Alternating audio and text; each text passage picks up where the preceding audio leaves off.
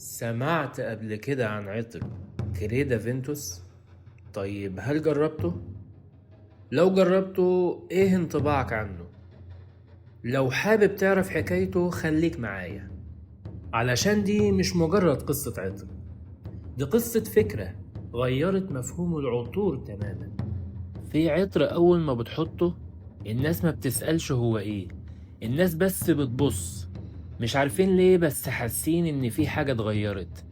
العطر ده اتعمل علشان الإحساس ده. الحكاية بدأت من سنة 2008 في باريس. في الوقت ده سوق العطور كله كان مكتمل تقريبا، بس كان ناقصه أهم حاجة: الشخصية. العطور الرجالي وقتها يا إما فريش زيادة، يا إما تقيلة زيادة، يا إما عود تقليدي مفهوش فكرة. لكن العطر اللي كان بيجمع بين الفخامة والقوة والجاذبية في نفس الوقت ما كانش موجود. وهنا دخلت عيلة كريد. عيلة كريد دي مش مجرد براند، دي عيلة بدأت من سنة 1760 في لندن، عدت على ملوك وأباطرة، ناس كانت بتكتب التاريخ مش بتقراه.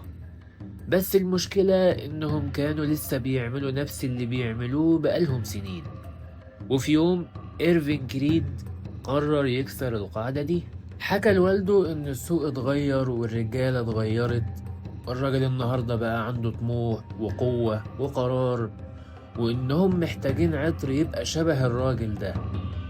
والأب رد عليه بكل بساطة: ماشي نجرب.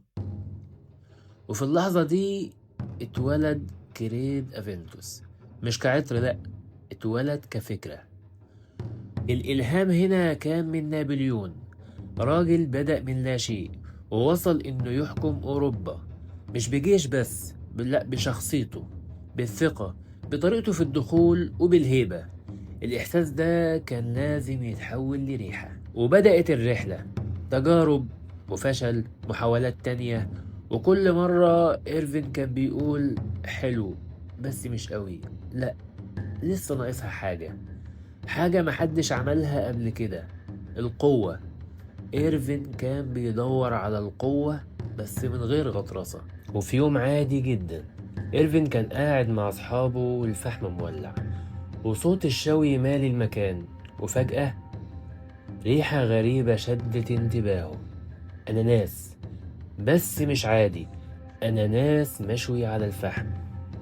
وقف، سكت، ركز، وبابتسامة حقيقية قال: هي دي، أنا لقيتها. من اللحظة دي كل حاجة اتغيرت. سنتين كاملين شغل، تجارب، وإصرار، لحد ما وصل للنسخة النهائية، وجاب 5 من كبار خبراء العطور علشان يحكموا. وفي لحظة صمت، ثواني تقيلة بشكل مرعب، وبعدين واحد فيهم قال: أنا بقالي 20 سنة شغال في المجال ده، أول مرة أشم عطر وأحس إن في حد دخل الأوضة. 2010 العطر نزل السوق من غير إعلانات ضخمة، من غير مشاهير، من غير ضجة، بس الدنيا كلها سمعت بيه. الناس ما اشترتش عطر، الناس اشترت إحساس، ثقة، حضور، قوة. وكريدا فينتوس بقى العطر الأكثر مبيعا لسنين طويلة، وكمان أكتر عطر اتقلد. وده مش عيب، لأ ده أعلى دليل نجاح.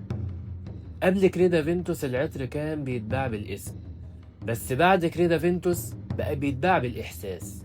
نابليون بنى إمبراطوريته بالحروب، بس كريد بناها بالعطر.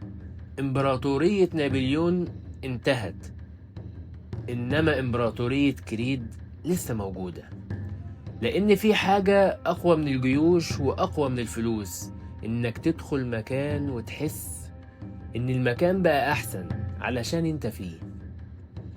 كريدا فينتوس مش مجرد عطر، كريدا فينتوس إحساس.